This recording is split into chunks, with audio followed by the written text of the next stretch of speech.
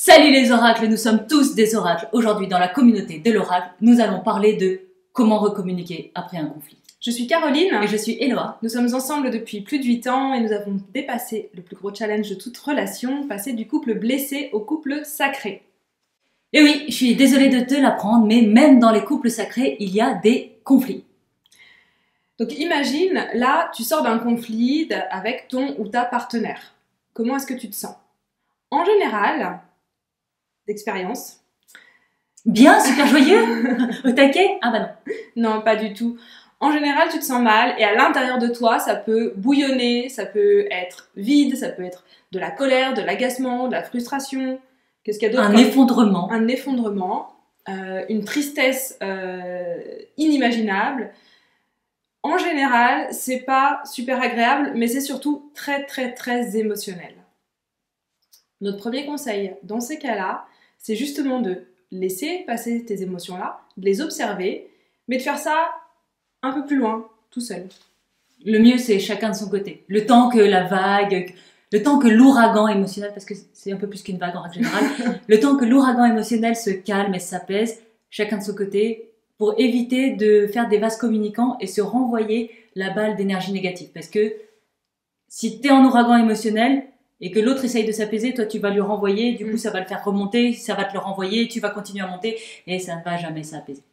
La deuxième chose qu'on aimerait te partager, c'est d'observer comment toi tu fonctionnes en cas de conflit. En fait, quand le stress monte, parce qu'en fait, en fin de compte, un conflit c'est une situation de stress. Donc quand vraiment le stress monte pour toi, comment est-ce que tu fonctionnes, comment est-ce que tu réagis instinctivement?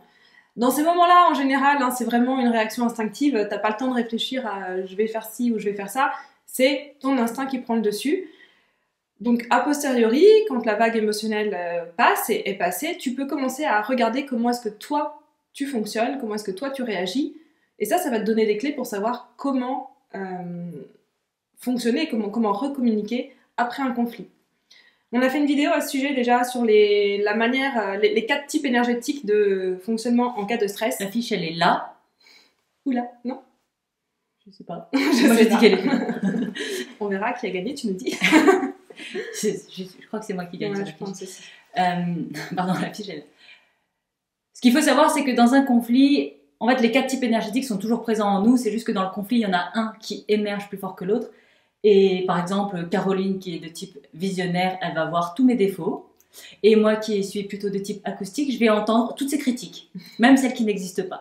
Donc ça, c'est des settings par défaut. C'est un paramétrage, en fait, qui vient en cas de stress. Et c'est quelque chose sur lequel tu n'as pas vraiment de contrôle. Donc c'est pour ça que c'est important de l'observer.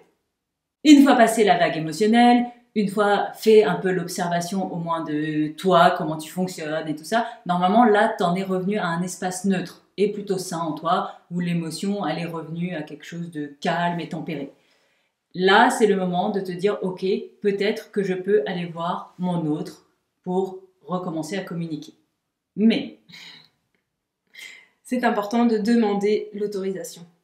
Parce que peut-être que ton autre n'en est pas encore arrivé à sa neutralité émotionnelle. Peut-être qu'il est encore dans son process de laisser passer la vague émotionnelle. Et tu peux pas arriver avec tes gros sabots en disant « Bon, ça y est, moi je suis prête, on discute !» Donc nous, ce qu'on te conseille vraiment, c'est que quand toi, tu es dans un espace sain et neutre à l'intérieur de toi, c'est d'aller demander à l'autre l'autorisation de faire un débrief de ce qui vient de se passer dans votre conflit. Parce que en général, c'est pas au moment du conflit qu'on trouve une solution. Et une manière de mieux fonctionner ensemble, c'est après.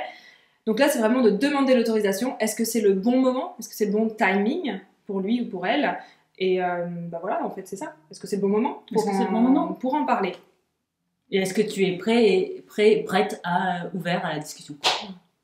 La dernière chose qu'on a envie de te partager, c'est parce que, en règle générale, ce qu'on a pu observer, c'est que un conflit amène à une guerre froide. La guerre froide, c'est un peu ces moments où, après le conflit, il n'y en a aucun des deux qui veut reprendre la communication. C'est chacun de son côté et il n'y a personne qui veut faire le premier pas pour reprendre la communication. Donc si tu te retrouves dans ces cas-là, vraiment ce qu'on t'encourage à faire, c'est à te poser la question, combien de temps tu veux encore rester dans cette situation, dans ce conflit? Toutes les réponses sont bonnes. Je veux dire, si tu veux rester 1 heure, 2 jours, 4 semaines, c'est ta réponse. Mais juste prendre conscience que en fait, c'est toi qui maîtrises ce facteur temps. Et je veux rajouter une chose, c'est que si tu fais partie de ces personnes qui ont une blessure de rejet forte ou très affirmée, Ceux qui ne reviennent jamais en premier. Les blessures, les rejetés n'ont tendance à pas revenir. Donc tu peux aussi te dire que le premier qui revient, c'est celui qui gagne. Moi, ça m'aide beaucoup à casser la guerre froide. Yes. On t'invite à nous rejoindre dans le groupe Facebook, on te met le lien en description et tu vas avoir accès à notre masterclass gratuite Intelligence du cœur. Et puis on te dit à bientôt dans la communauté de l'Oracle.